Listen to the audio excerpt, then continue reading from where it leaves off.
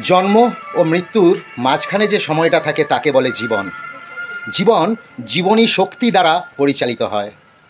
যেমন অন্ধকার আর আলো নিয়ে পৃথিবী তৈরি, সেরকম জীবনেও খারাপ ভালো সব কিছু থাকে।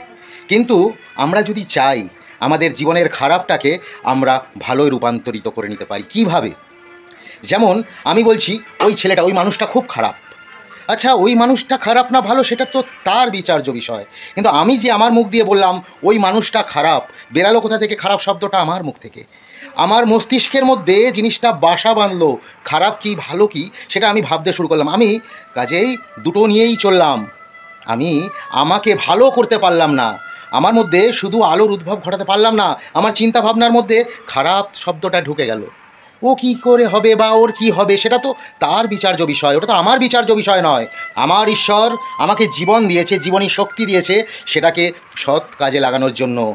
আমার চিন্তা ভাবনাকে সুন্দর করব, পবিত্র করব। আমার চিন্তা ভাবনার মধ্যে খারাপের কোনো জায়গা দেব না। আমার এই দুই চোখ দিয়ে আমি ভালোটা দেখব, আমার মুখ দিয়ে আমি ভালো কথা বলবো, আমার কান দিয়ে আমি ভালোটা শুনবো, আমার স্পর্শের অনুভূতি দিয়ে ভালো জিনিসটাকে অনুভব করব, এবং আমার নিঃশ্বাস যেরকম প্রতি মুহূর্তে নিঃশ্বাস নেব ছাড়ব, অর্থাৎ জীবনী শক্তিকে জীবনের দিকে আলোর উদ্দেশ্যে নিয়ে যাওয়াটাই আসল জীবনযাপন করা।